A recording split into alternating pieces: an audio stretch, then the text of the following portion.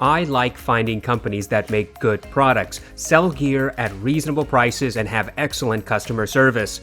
I also like to highlight audio gear manufacturers who are based in the United States. I think companies like ZMF, Periapt Cables, Hart Cables, and Bellari are perfect examples of companies with heart and mind in the right place. And even some Chinese companies offer excellent products and services at affordable prices. This includes Monolith and Eco. I think Bass Audio is another company that deserves more time and attention. Bass Audio makes 2 headphones and 2 IEMs. Their headphones are sourced and made from within the United States. The company is based in the US. I reached out to Bass Audio several months ago, and I have spoken to the co-founder Joe O'Connor many times. He seems to be very straightforward. In the audiophile world, we run into pretentious audiophiles and companies run by egotistical people. My numerous interactions with Joe leave a positive impression about Bass Audio. I interviewed Joe today. We discussed his headphones and IEMs, the company's philosophy, future plans, and user feedback about Bass Audio products. This conversation lasted almost an hour. I thought it was quite enjoyable, and I appreciate Joe taking the time to answer my questions. I invite you to listen to the interview and judge whether you think Bass Audio is a company with which you can do business. Good. Are you free to talk today? Yes. I knew you wanted to kind of get my opinion, I guess, or just Bass Audio. Short interview about your company and some of your products. This stuff I try to do with companies and try to get some more information out for my viewers. Sure, no, that's great, and I appreciate the reviews and what you've done. We love getting reviews and always good feedback, so that's definitely appreciated. Okay, good. So I'm recording this, if that's okay with you. I will upload the whole conversation unedited. Is that okay with you? Sure, absolutely. Perfect. Okay, so I have a list of questions for you regarding your company and some of your products, but I also want to make sure you get the opportunity to tell us whatever it is that you want to tell us regarding your company and where you want to go with your products and what's coming up down the pipeline, and just give you a blanket opportunity to market yourself if that's what you want to do. And if you don't, that's perfectly fine. One of the things that I thought was very interesting is that some of your products are made in the United States. Is that right? Correct, yes. And yes, we do. The head... I'm sorry, go ahead. No, go ahead. I think we have a little bit of a delay in our call, but absolutely, yeah. The headphones are manufactured in the United States. We started with the G7 as our initial product, and with the G12, we added more and more components that were actually manufactured and produced in the U.S. So we've assembled both the G7 and the G12 in the United States, and our goal was actually to incorporate as many U.S. products as we could in the components that we assemble. For instance, the G12 has the majority of the components obviously are manufactured in the United States, and the entire product's assembled here and packaged in the U.S. And what about the in-ear monitors that you sell? The earphones we bring them in from overseas. We're just not set up to produce that type of small, I shouldn't say that. At that price point, we're not able to produce those. We have in the works designed some in-ear monitors that we do want to produce here in the U.S., especially the plastic molding to fit more comfortably in your ear, a lot of the tips and a few other things that it's kind of in the development stage, but absolutely some of the, it would be a bit more higher end in-ear monitor, but yes, the lower end ones, the G8 and G9, we do import those from overseas, and they do a good job. You know, we've spent a lot of time researching and picking out. Certainly, we did with the G8 in the construction, the G9, a triple driver. The sound's amazing on the G9. I use them. I'm actually talking on the G8 right now, and the G9's just sound quality is amazing at that price point. But I guess in answer to your question, in the future we hope to produce our own in-ear monitors, and we think that'd be a great addition. So when you say that you import the IEMs, is that basically meaning you are licensing an IEM that's being sold in China, and they're allowing you to put your name on it? Hopefully they're not being sold in China, because we back these products up that we import, the G8 and the G9 are the only two products we import. We back those up with our company warranty, and they brand our name on those, and they're only sold. The G8 was sold initially around the world, and the G9, I believe, we distributed those in Europe and the United States, but hopefully they're not producing them in China with our brand on it. So I guess the question I have is, the IEMs that you're selling, are those proprietary technologies that you're just having manufactured overseas and then brought over, or is that technology that somebody else created but you're licensing to sell? Exactly. The G9 and the G8, that's technology that was developed overseas. Our task was to, look at enormous amount of earphones that we did to select two that we really thought were just dynamic, and the sound quality was spectacular, and we chose those two. But yes, the design, not the packaging, because we package them here in the U.S., but the design and the engineering on the G8 and the G9, the two earbuds, that is not our design. Those were engineered, developed, and manufactured overseas. So as you probably know, the IEM market it's just competitive now. There's so many really cheap options that are fairly good, and then there's super expensive stuff that's hit or miss. What would you say to people who are looking at something like the Blonde BL03, which are, I think, $45 or $50, and how would you tell those people, what would you say to convince them to turn to your IEMs instead? Well, you're absolutely right. There's a number of products on the market, especially Bluetooth now is really taken over. And I guess the easiest way to explain it is our focus has always been on sound quality.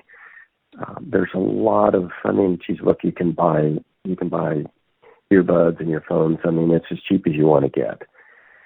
We focused on, like a G8, we looked for something that was an aluminum constructed housing, and we looked at the cord and the sound quality and the connections, and we really just chose an overall higher quality sound, number one, and then construction, number two. With the G9, it was really sound. I think there's very, very few triple driver earphones out there that can pick up the frequencies and the sound response that we look for. And I hate to use the word audiophile, I know, but that high fidelity, the higher quality sound. So, it's buyer preference.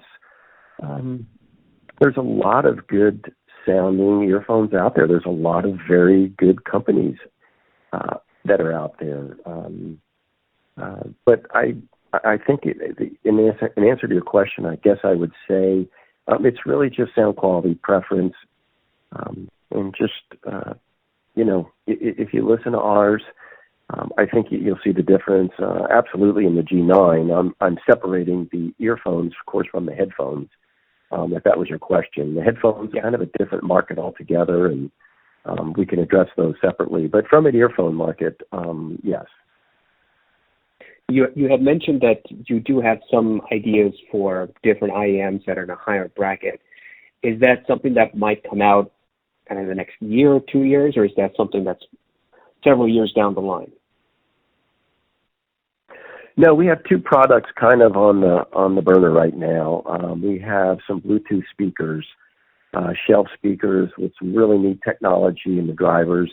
Where it's a big reach for us. It's Bluetooth electronics, but we're looking for kind of a plug-and-play system that in the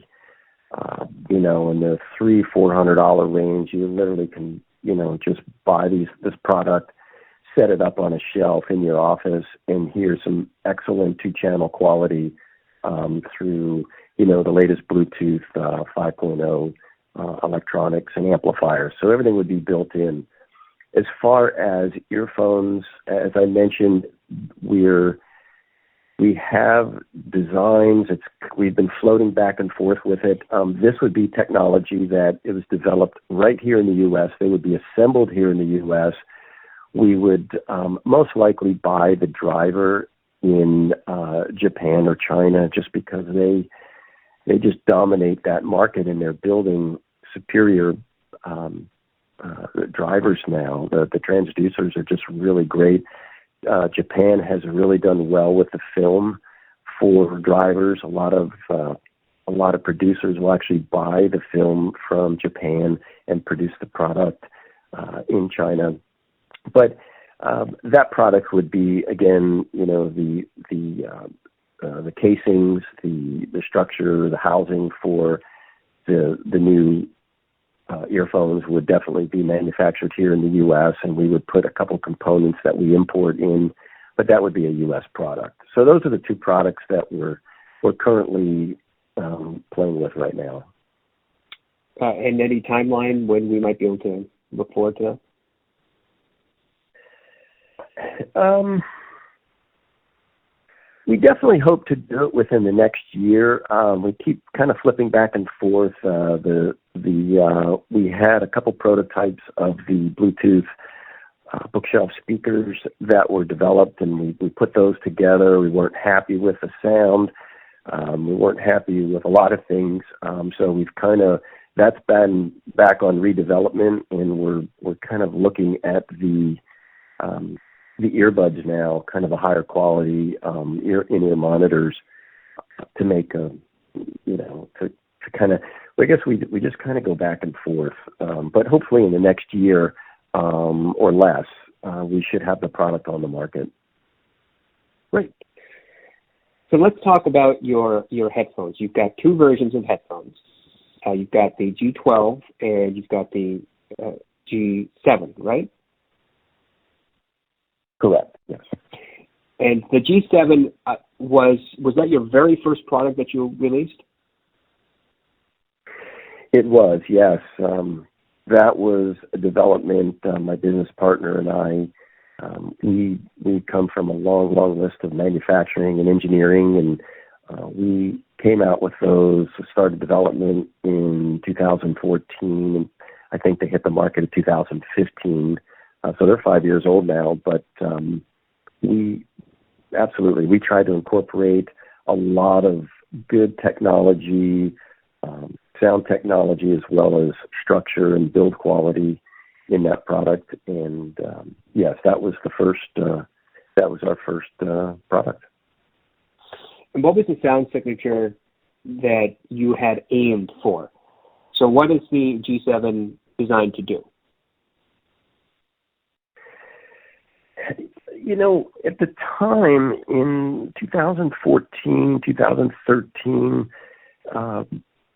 there was a big push from, a lot of headphone manufacturers to produce a lower quality.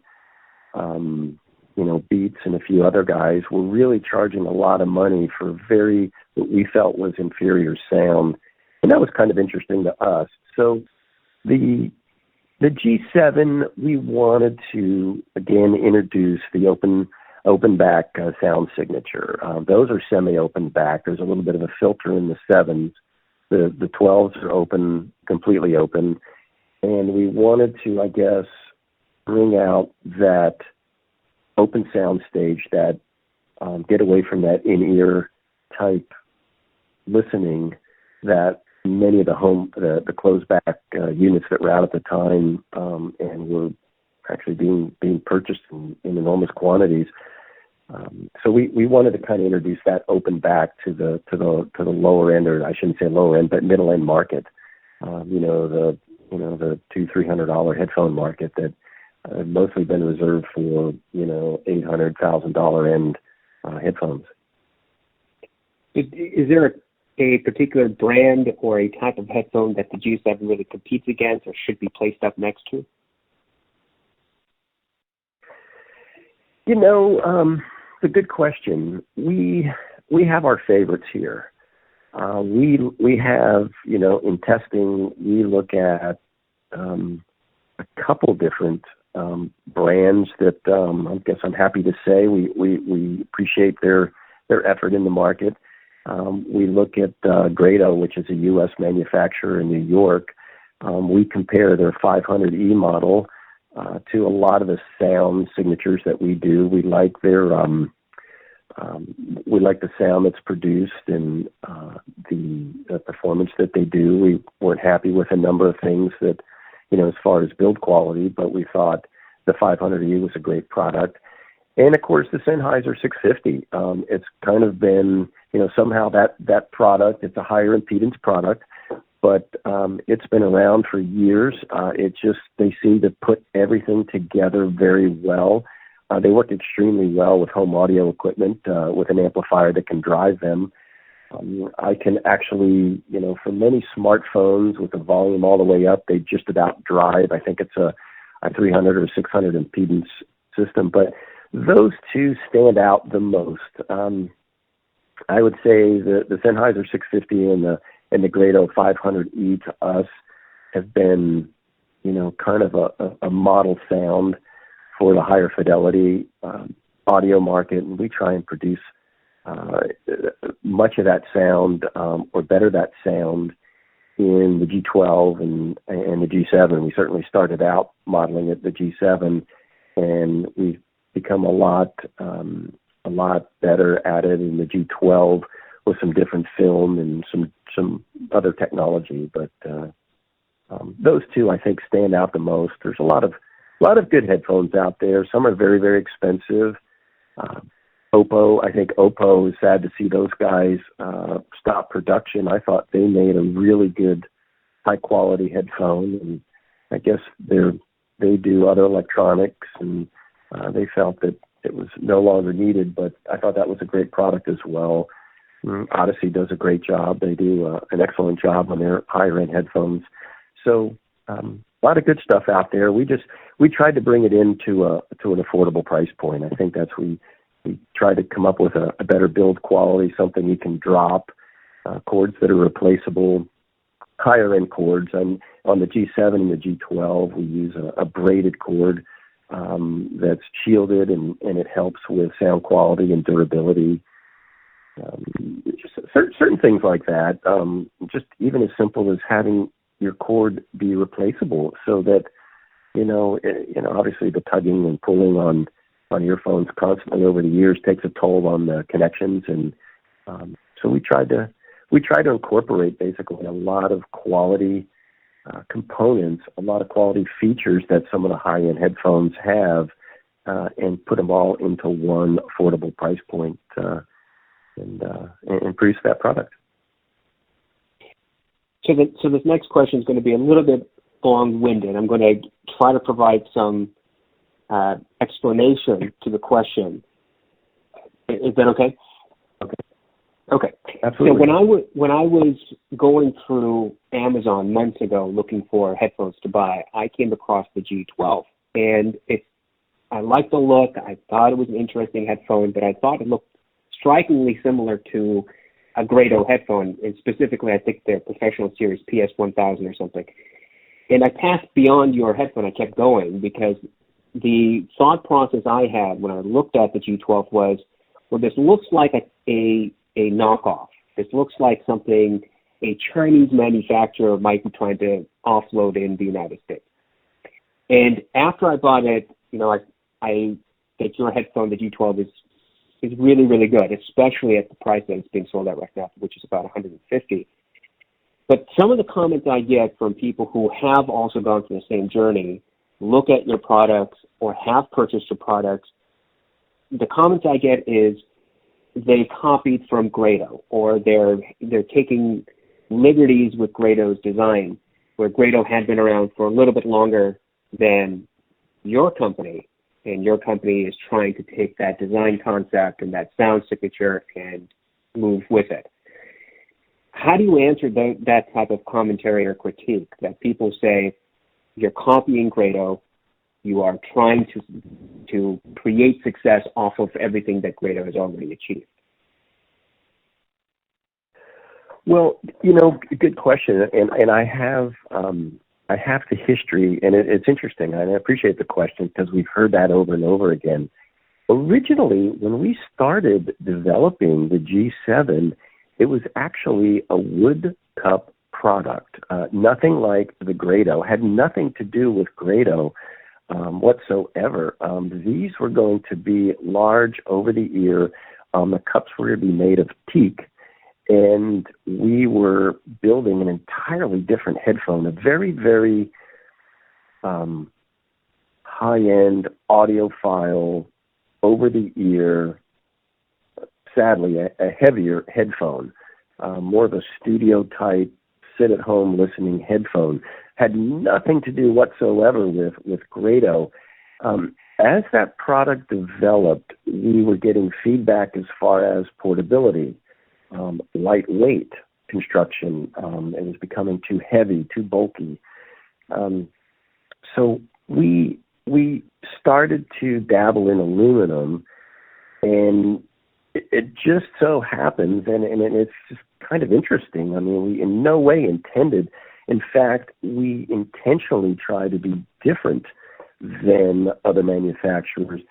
But the sound design that we ended up with, the ring drivers, seemed to work really well. The screens that we use in the back snap into the back of the aluminum rings. We have plastic bezels that are made here in Southern California that fit into the ring well. It helped with the sound quality. So we ended up with that aluminum ring, and it seemed to, it just kind of seemed to develop into that. But, I think the round ring design seems to be a trademark with Grado, and it has that appearance. Certainly our headbands are different, our chords are different. One of the fall or drawbacks I see with Grado are their big, heavy chords that are permanently connected. At least I think they are. I know they are on a number of their products, and you end up with kinks by the ear cup itself. So I guess in answer to your question, we truly wanted something different. As with every manufacturer, they don't want to copy a look or a design from anybody. That's okay if you're a price point oriented product, but we truly are. We want to be innovative. We want uniqueness, design, just a design that's so different than anybody else. But I guess in answer to your question, we started from, as I mentioned, a wooden large ear cup, and it just progressed from series to series to series to series.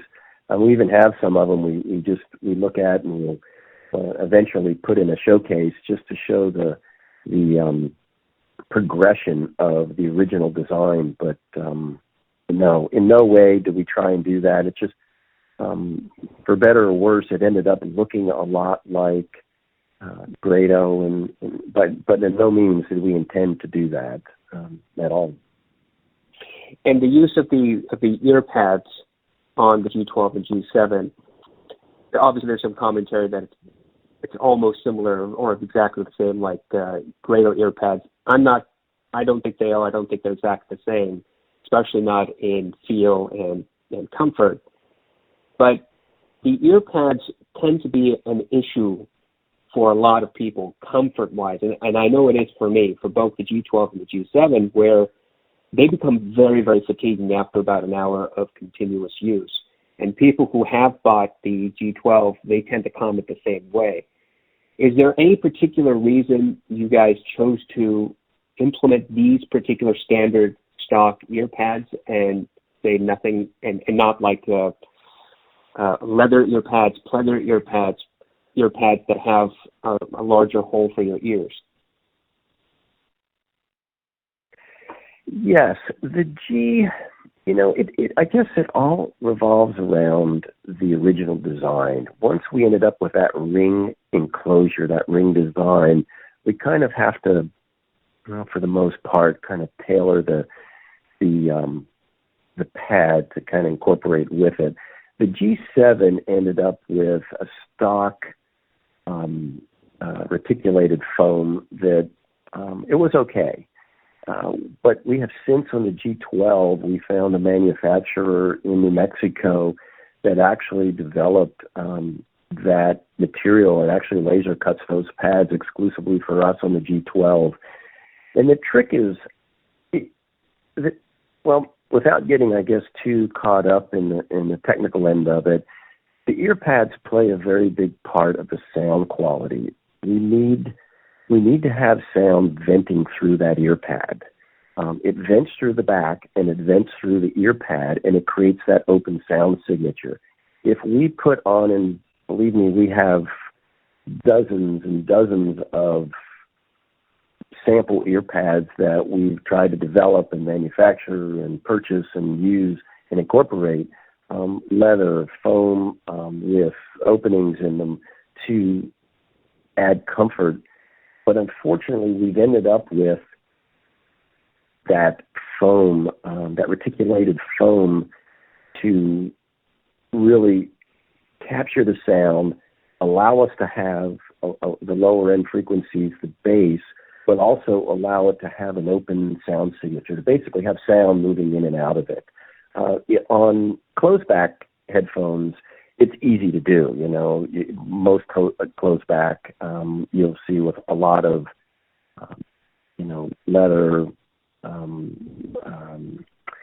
some type of a synthetic material, and they're very comfortable.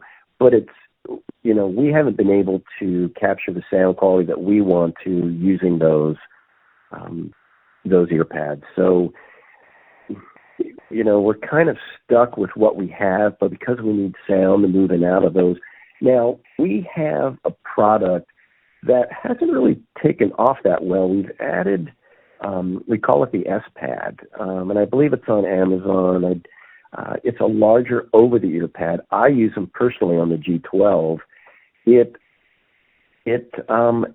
sound is a little bit brighter, and we have some bands that have to be incorporated on our plastic bezel when you use those. But it is very, very comfortable. I use them all the time. You lose some of the deeper bass, and when I say you lose some of the deeper bass, a lot of folks like that heavy boom boom sound. There's a lot of headphones out there that'll give them that. We're looking for clarity, quality, sound stage, and a number of other things. But I guess the pads that we provide in the G12 are extremely durable, but they do incorporate that breathing. I think that's the easiest way to explain it. They breathe, and by breathing, they allow that sound to flow in and out. We've also heard, it's funny that you say that, and I agree. There's some sheepskin ear pads and stuff that are just really, really comfortable. They just feel good. But a lot of folks have said, even with the leather ear pads, when they sweat, they have to kind of it causes their ear to sweat. They have to pull the headphone off and wipe them down. And it causes, condensation in the cup and a number of other things. So I guess there's pros and cons with everything. It's a give and take. But with the G12, I think we found the closest match to what we're trying to accomplish with the material we try to accomplish with. tried to use and accomplish it with. I'm on Amazon right now trying to find that S pad, and I can't seem to find it. Maybe if you have a chance later, you can just email me that link, and I'll buy it and take a listen. I do agree with you that the standard pads that come with the G12 have a very, very different sound signature than the two additional pads that I bought later. I bought a Misodico angled pad, and I bought a G-Cush pad from Grado, the official pad, and both of those do different things from the standard. And I think I like the standard sound despite the discomfort that I have after a while. So I do agree with what you're saying, that pads have a lot to do with the sound signature. And sometimes, as you say, you're kind of stuck with what it is, and you just have to figure out a way to deal with it at some point. Absolutely. As I mentioned, the larger over-ear pads that we use on the G12, I personally like them. I like the comfort, and I like it's a little bit brighter sound, but it works well, especially on the G12. It takes a while for the G12s to really get broken in. So if there's any comment I could make, especially to all new purchasers, let those guys warm up a little bit. They take even a number of months, and they just get better and better with sound.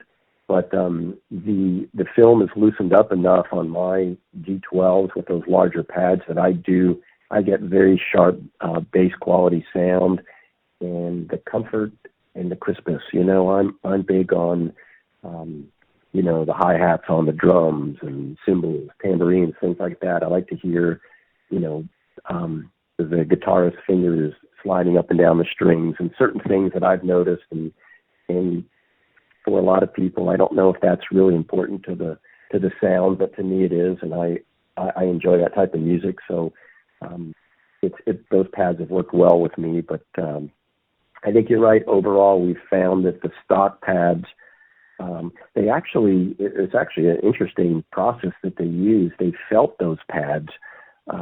It's a heating process. That pad actually starts out, I think, like 6 inches thick, and they actually felt it down. It's a really neat process how they do it. But it was we spent a long time working with a U.S. company to get the right sound out of it. And, the downside, could they be more comfortable? Absolutely. But again, we focus on sound quality and that sound stage, and we try and really bring that out as a more important factor. But we're always working on it. We're always working on a better product, better pads, better construction. Just really build a great product here in the U.S. Speaking of construction, there is a noticeable shift from the G7 to the G12 as far as some of the components that are involved. The headband specifically, the G7 has one of those wraparound headbands that you can buy on Amazon to wrap around an old headphone, whereas the G12 has a corded, braided ear pad or headband that is significantly different. And on top of that, both headphones enjoy this aluminum construction. And I think that your website said it was aircraft grade aluminum, if I'm not mistaken. Why did your company choose to use aluminum instead of plastic or some other resin in your design? Well, as I mentioned earlier, originally we were a wood cup design with some plastic construction to go along with it, and other metal components. It's easy for us. We handle all of our molds here in Southern California. We could just crank out a mold and make plastic, high volume headphones, but that's not what we wanted. We want to be able to have headphones that can be dropped. Sometimes they're thrown against the wall or stepped on or kicked and by accident, and we wanted a higher quality product. So we ended up shifting to the aluminum. We liked the sound that we were getting out of the aluminum and the durability. So we ended up building a component type headphone that we assembled, each ear cup without having just one solid plastic enclosure. I guess similar to Bose. I think Bose does a good job with their plastic enclosures and how they produce their product. But we just wanted something higher end. That's what we do. We're not going to compete with China. We're not going to compete in the lower end market. That's just not who we are. We want high quality materials that we can incorporate and build our product with, and hopefully consumers appreciate that. Would you say that your company is more of a boutique headphone manufacturer? Absolutely. We're trying to find that niche market. We're not for everybody, but we're trying to fit into that market that the more articulate listener would, appreciate. Absolutely, yes. More of we're a small company. We hope to grow, but we always want to keep our goals in mind. That high quality U.S. made standard product, and we've been doing it more and more. As I mentioned with the G12, we really went out of our way to find U.S. manufacturers to build and buy components to use in our assembly that are made here in the U.S. and just really facilitate that whole, that quality, that universal approach to a U.S. made product. So do you think that there is a house sound for your headphones? I'm sorry, I missed that. Do you have a house sound for your headphones? Or is there a particular sound signature that both the G12 and G7 share in common? Well, I'd say the only thing the G7 and the G12 share in common are the fact that they're both open back and they both have that full sound stage, that full stage presence, I guess. The two are really different. The G7's more of a bassy, I think, a very bassy headphone. We tried to pull out more of the higher end frequencies and crispness with the G12. We try to eliminate as much distortion as we can. Those are the two things that I think disturb me personally: a distortion and the lack of crispness. I think we're all trying to accomplish the same thing. If you're 20 or 30 feet in front of a stage in a concert, that's what you want to hear, and sometimes you actually want to hear it better. So you fight things like the way the sound and the music's been mixed. That's a big problem for trying to tune, I think anyway, personally, to try and tune and generate a quality sound signature in a headphone. You have music just all over the spectrum. The way it's mixed, where they accentuate certain frequencies. So you just try and pick that, I guess, that main, that sound, that live concert sound, and you try and reproduce it in a headphone. So when folks are listening to, analog, vinyl or, compressed and low compressed music, they try and, appreciate that, that full sound stage. And that's what we're really trying to do. I would say those are the two things that are most common in the G7 and the G12 compared to many other headphones on the market. So this next question is related to the one I just asked and the one before, where we talked about the boutique nature of your company. A lot of headphone companies cater to a specific group set, or try to pretend to. There's some companies that say these are for professional use. Other companies say this is for audiophile enjoyment, whatever that means. What target market is your company aiming for? For example, with the G7, are you saying these are headphones that you can mix and master with? It's great in the studio. You definitely should give these a try. or is this more for the casual listener that any individual can pick up, plug into their digital audio player, their amp, and sit there and listen and enjoy the music, and it's not necessarily for professionals? Well, that's a tough question. I think we don't really pinpoint a specific market. We try and focus on what we're referred to and still are audiophile, high fidelity, 2-channel buyers. We want to produce a headphone for them. We probably don't provide a product for a lot of the younger generation that they're perfectly happy with, a Bluetooth. The sound's just kind of good enough, and the price points are so low, it just works for their market. What they're looking for to listen to.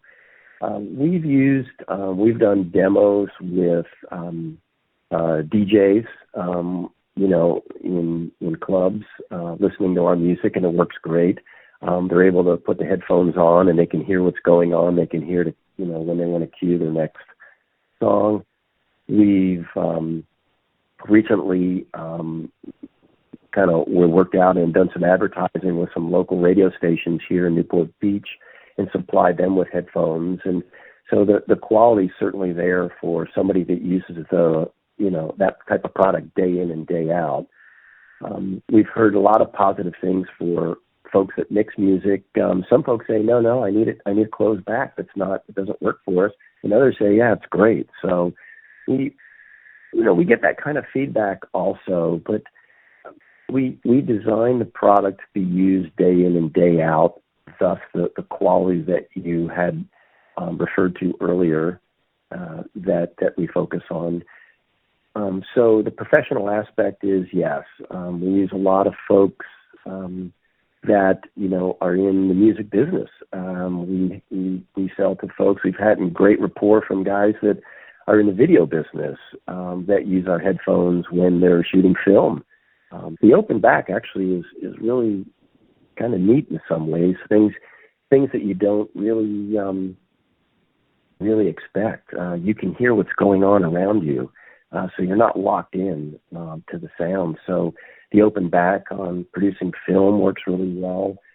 Received a couple comments from, oddly enough, a truck driver says he loves the G7.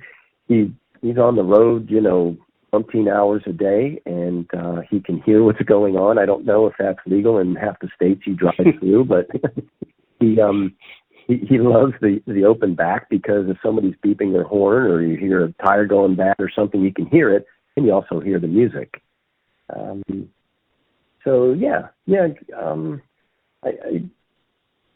I think that's, I think we try and we want to build a product that's good enough for professionals that, matter of fact, there's a Trio, which was a DJ group. A couple years ago, we did some demos down in San Diego in the club, and some of the really interesting comments they made were that their headphones would last like 2 months. And folks would, the companies, manufacturers would just give them all they wanted because they would promote their headphone, but they would break. They're twisting. How the DJs use the headphones, they twist them back and forth, and so which is nice about both the G12 and the G7, the fact that it's a dual cord, a 2-channel cord. That cup can actually twist all the way around, so you're not binding wires like on a single cord headphones. So I think durability from a professional aspect, and high fidelity from the audiophile, the guys that are really into listening to music. We try and satisfy both of their needs, I think, most importantly. So in 2018, you were at a audio convention, and somebody was interviewing you, and you said that your headphones, specifically the G12, is for high-end listening and for up-and-coming audiophiles and existing audiophiles. And when I listen to that commentary from 2018 and what you've told me and the experiences I've had with your headphones, and correct me if I'm wrong, but it seems as if you guys are catering to people who just want to hear music on a good pair of headphones that aren't going to break in a year. Is that a fair summation of how you're trying to approach with your marketing and your gear? I think it is, and not only just break in a year, but not break the bank at the same time. There's amazing headphones that I listen to and familiar with, in the $1,600 range that just sound really good. I'm happy with them. I think they sound great, but not everybody can afford to or prefers to spend $1,600 or $1,700 on a pair of headphones. So we're trying to bring that quality into a $350 G12, and as you mentioned, we've marketed those on sale on Amazon at $150. I think that's one of the best values out there. The quality they're receiving for that price point is just amazing. A lot of it's due to competition. A lot of it's due to the overseas market, but absolutely, I think it's a great product at a great price. And yes, we always focus on the audiophile. And again, I hate using that term. It seems like an old and dying generation of folks that really have a very particular way of listening to music, and certainly I'm the same way. I am one of them. I'm used to listening to really high quality sound. There's just equipment out there that just really raises the level of music, and sadly, I think for a lot of folks, a lot of the younger folks coming up and listening to music, they listen to it differently.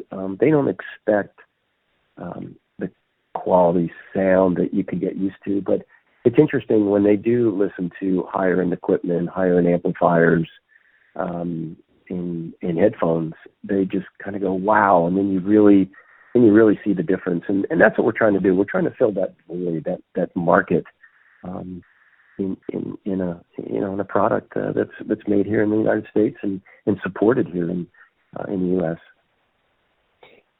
One of the things that I've tried to do is come up with, I wouldn't say cheap, but bargain or affordable gear matching and pairings that people who love music can just go out there and buy a pair of headphones that is of excellent quality and source that's excellent quality and put them together, and they don't have to, as you say, break the bank.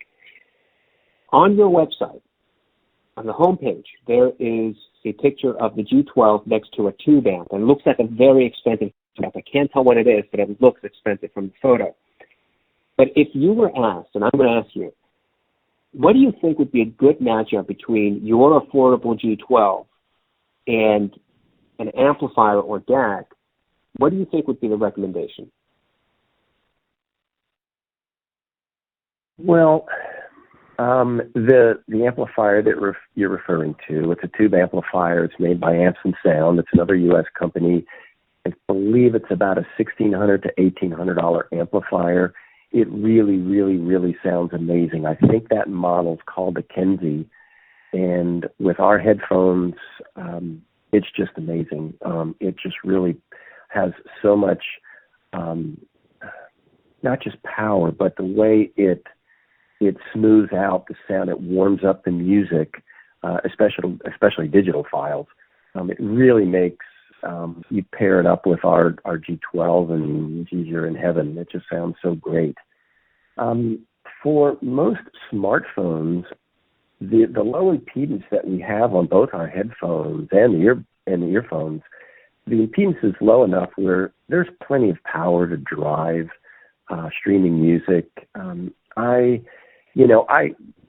I'm at home, I run a Yamaha amplifier just to drive my headphones, and I have a lot of other streaming music and other things, vinyl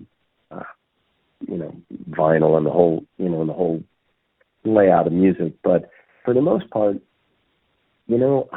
honestly, and a lot of people ask me that question, I think most smartphones, high-quality smartphones, they do a pretty good job, and they certainly have the power to drive our headphones, and their way of uncompressing an analog and changing that digital format, an analog format, I think it's good enough.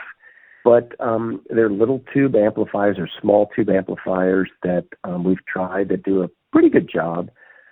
But I don't, like, for instance, we spoke earlier about the Sennheiser 650 and I think even the 600.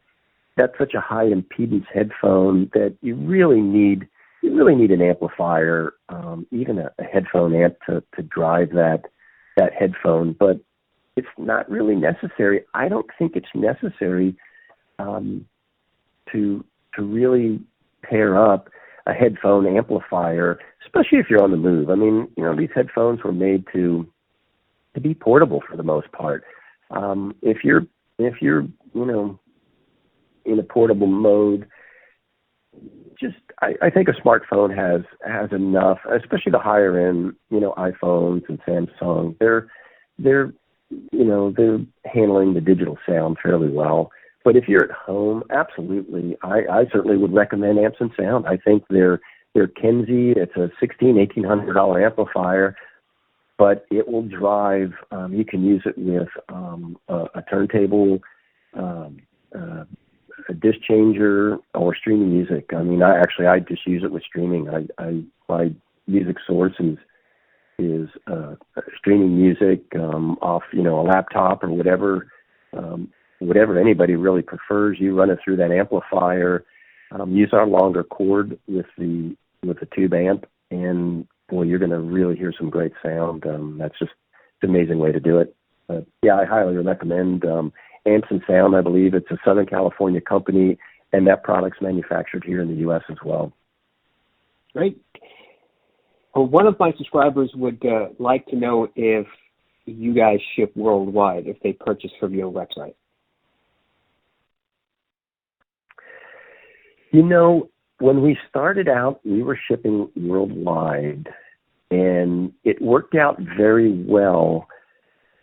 But the cost of shipping to certain countries with a tracking number and to be able to package the product to handle some of the abuse that it takes, we found it wasn't really working well for us. We certainly ship to Canada because we can ship by ground. Everything's on a truck. We've shipped many units to Europe and the UK. Some countries will ship to Europe. We've pretty much limited it to Europe, Canada, Mexico, and the US, and that market for us seems to be working well. The other, I guess, disadvantage is when we ship and market to another country, there's an expense in advertising. So we've really put a lot of our advertising dollars into the U.S. market and Canada, and in a way, sadly, neglected some of the other European countries. But by all means, we've shipped to them in the past, and we will. But I think we're free shipping here in the U.S. We don't provide free shipping in Europe or Canada, I don't believe, yes. So people should just email you guys and ask before completely washing their hands of your company. Just ask you guys what the shipping would be if you could ship, and then make a decision. Absolutely. They can email us directly at sales@base-audio.com. They can certainly call us, and get all that information is available on our website. And yes, we can give you a quote. Certainly, we do ship around the world. It's just a matter of the cost. Sometimes it gets a little prohibitive to ship product and have tracking. But yes, I think the UK, we're around $40, but some other European countries, it's close to $100, and it just gets cost prohibitive. But yes, it is available. Okay. Is there anything you want to tell us about your company or your upcoming products, your current products that we haven't already discussed? I think we pretty much covered it. We always enjoy feedback.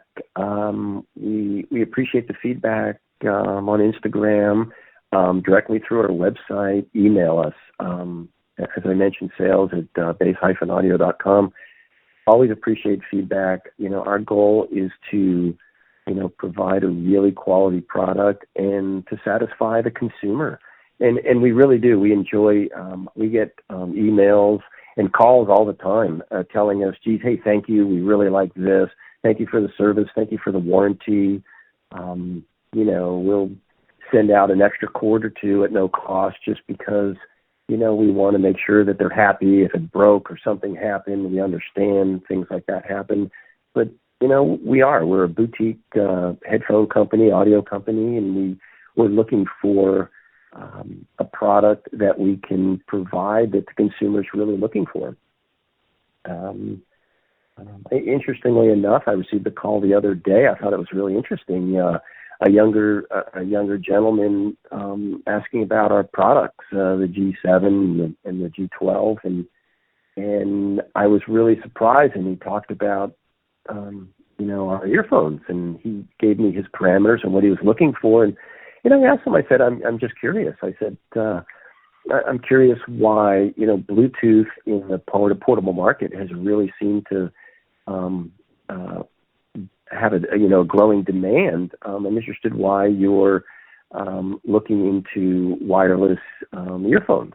And he said, sadly he's had some health issues, cancer, and it's repeated a couple times, and he felt that the electronics that's associated, the battery and the Bluetooth electronics that are associated with Bluetooth headphones could be damaging, whereas the cord actually pulls that, the power and many of the electronic and magnetic issues that he was concerned about away from him. And I thought that was really interesting. It's the first time I've ever heard that.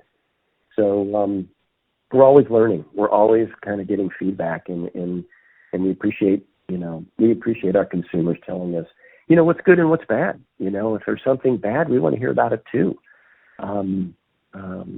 Recently, and sadly, and I've noticed a negative review on YouTube. Was reviewing YouTube videos and reviews the other day, and a gentleman just was not happy with our product, and it's concerning. We never want to hear that. I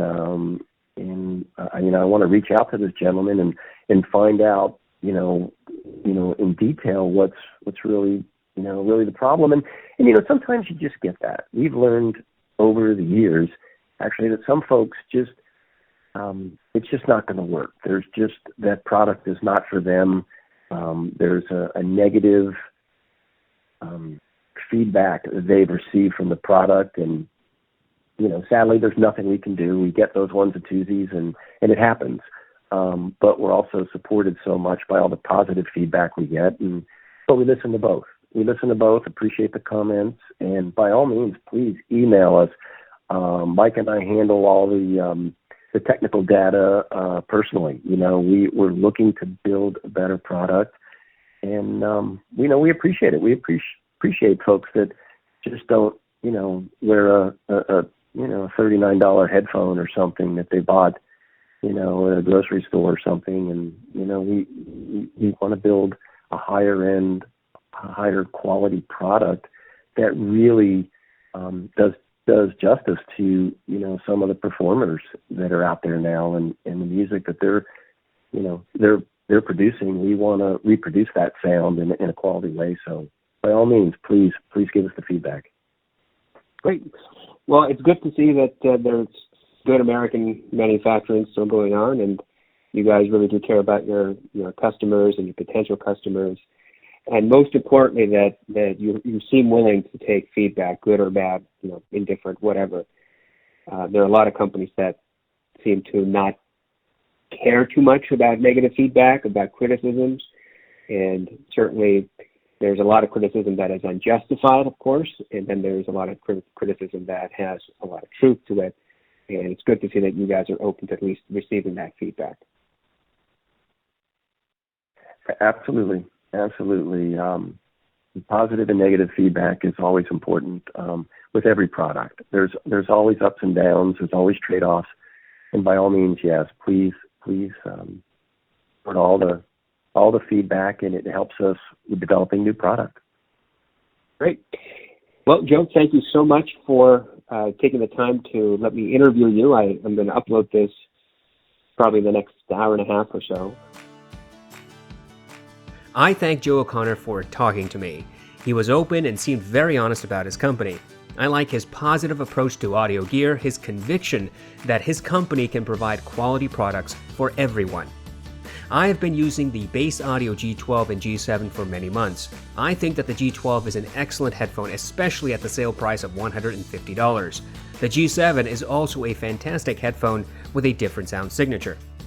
If you want to take a break from the Chinese market and don't want to spend several $100s with the big name brands, then I think you should give Bass Audio a closer look.